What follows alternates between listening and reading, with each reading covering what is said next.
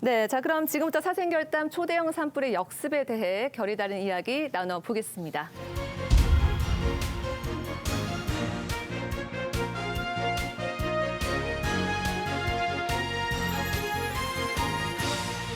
네, 오늘 주제에 대한 남송희 위원님의 결단 먼저 들어보죠. 야각협의라고 하겠습니다.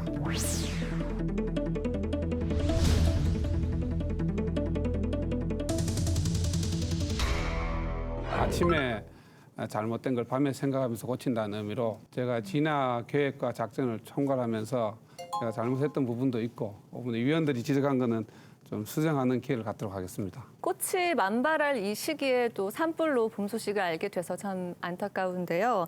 지난 3월 4일이죠. 오전 11시 17분부터 3월 13일 오전 9시까지 경북 울진과 강원도 삼척에 걸쳐 초대형 산불이 발생했습니다. 이번 산불은 213시간 43분 만에 진화가 됐는데요. 역대 최장 기록을 세우게 됐습니다. 자, 지금까지 상황을 좀 간단하게 정리를 해볼까요? 예, 이번 산불은 독특한 특징이 있었는데 이에 대한 이해를 돕기 위해서 관련 영상과 당시에 사용했던 진화 전략의 일부를 소개시켜 드리겠습니다. 먼저 저 영상을 보시면은 연기 규모와 헬기의 기능 역할 한번 보시면은 상당히 연기 규모에 비해서 미미합니다. 헬기는 통상적으로 이해하셔야 되는 게 시계가 5km 이상 확보가 안 되면은 운항이 안 됩니다.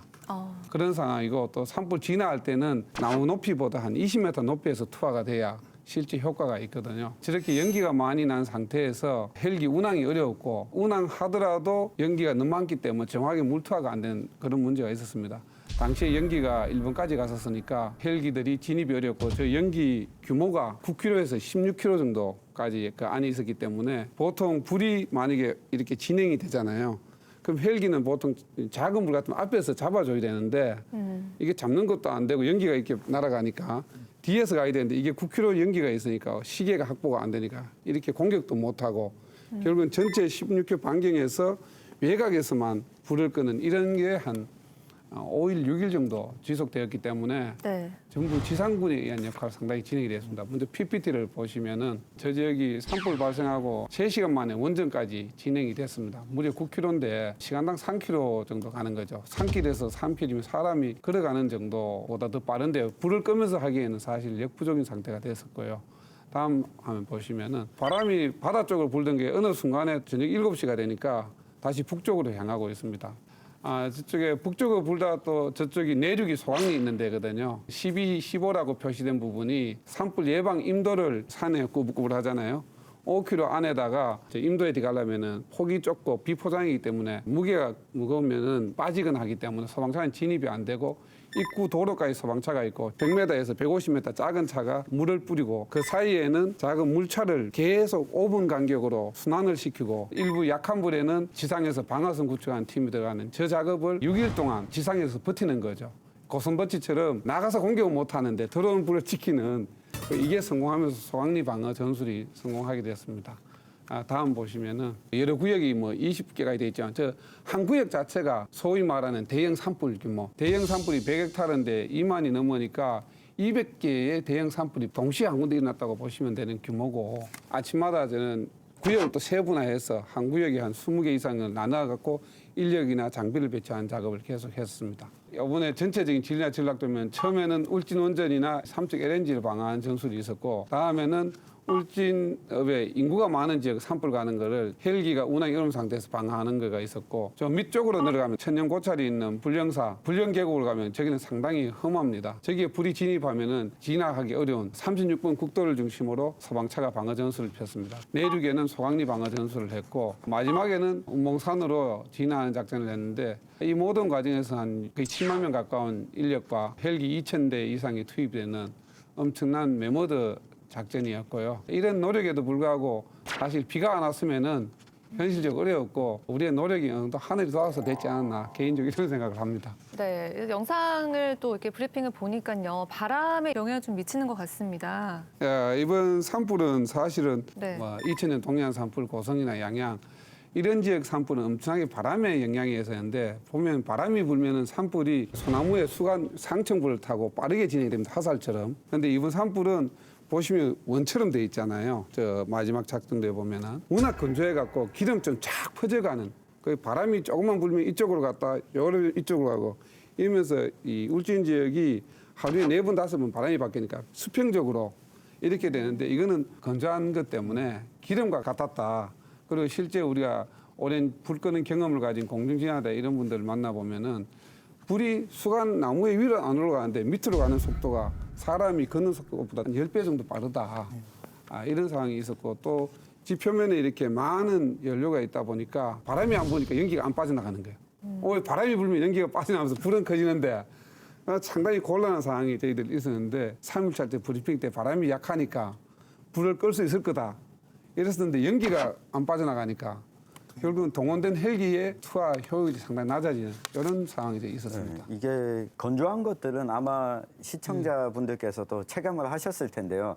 이 최근에 그 강수량을 측정하고 난 이후부터 살펴보면 12월부터 이 3월 중에 내린 올해 강수량 자체가 평균의 약 한 30-40% 수준에 불과했다. 그동안 내렸던 비 자체가 적으니까 이 산 자체가 건조하게 메말라 있었던 환경이 큰 영향을 줬던 것 같습니다. 이번 겨울에 또 강수량이 굉장히 적었고 이제 메마른 나뭇가지들이 좀 불쏘시개 역할을 좀 했다라고 볼 수가 있는 건데요. 이렇게 진화에 열흘이나 걸릴 만큼 피해 규모도 역대급일 것 같습니다. 이번 산불 규모는 지난 2000년 동해안 산불 이후 최대 규모인데요. 서울 면적의 3분의 1 이상이 잿더미가 된 상황이나 다름이 없죠. 자, 그렇다면 산불로 인한 피해 금액도 막대할 것 같은데요. 울진 산불의 피해 상황은 지금 현재 어떻습니까? 전체적으로 산불 피해 면적이 있는데 산림 피해 면적은 한 97.6%입니다. 근데 주거지 피해가 한 2.4% 면적을 따지면 상당히 작은데 하지만 원전 시설도 있고 LNG 시설도 있으니까 이게 중요한 문제가 되는 거죠. 그래서 소방의 역할이 상당히 중요했었고 전체적으로 피해 규모가 뭐 29,923헥타르라 하는데 이 정도는 축구장 3만 개 정도 그런 규모로 쉽게 이해가 되면 되고 주택이 한 326동 피해가 났었고 219세대에서 335명의 이재민이 발생했습니다. 또 마을이나 축사 이런 부분들 피해가 한 280여 개소가 발생했습니다. 이 피해는 단일 산불로서는 가장 큰 산불 피해였다고 생각됩니다. 그러니까 이제 면적만 따지면 최대인 거 맞는데 2000년에 이제 동해안 산불 같은 경우에는 고성군, 강릉, 이제 동해시에서 일어나지 않습니까? 이때 면적은 요번에 보다는 적지만은 이재민 같은 경우에는 337명이라고 하지 않았습니까? 네. 동해안 2000년의 산불 같은 경우 무려 850명이나 되고요. 또 이제 사상자도 나왔죠. 2명이 사망을 하고 15명이 부상을 입었는데 다행히 이번에는 그런 인명 피해가 없었다. 피해액은 좀 그런 것 같아요. 뭐 물가 20년이 지났으니까 물가의 문제도 있지만은 그 당시에 한 1,072억 정도였다고 했는데 이번에 1,500 정도 같으면 면적에 비해서 실제로 이제 재산상 피해라든지 인명 피해는 상당히 적었다. 네. 그러면 우리 시청권에 있는 분들한테 이해를 좀 돕기 위해서 2020년에 우리 안동에서 산불이 났지 않습니까? 안동 산불이 1,944헥타르 정도니까 울진 삼척 같은 경우에는 2만 한 5천 헥타르 정도에 해당되니까 13배 정도 규모라고 이해를 하시면 되겠습니다. 네, 이렇게 매년 봄에 이렇게 발생 건수가 좀 많습니다. 2년 전에 안동에서 말씀하셨다시피 산불로 큰 피해를 또 입기도 했는데요.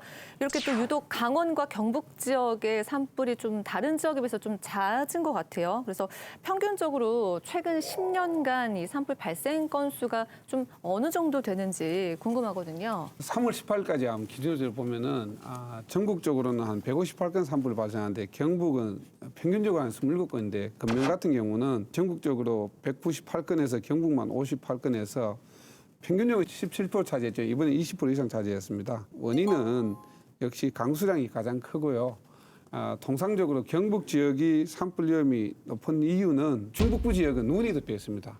강원도 동해안 지역도 기본적으로 높은 산은 눈이 덮여 있기 때문에 우리가 이제 잘못 생각하는 것 중에 하나가 4월 달에 대형 산불 위험이 높다. 이건 그때는 상시에 바람이 부는데 높은 산은 눈이 덮여 있기 때문에 4월에 눈이 높거든요. 그때는 이제 산불 위험이 상당히 높아지는 거고 경북하고 경상남도는 태백산만큼은 높지 않지만은 낙동 정맥이 쭉 따라가면서 동해안 바닷가로 연결되어 있거든요.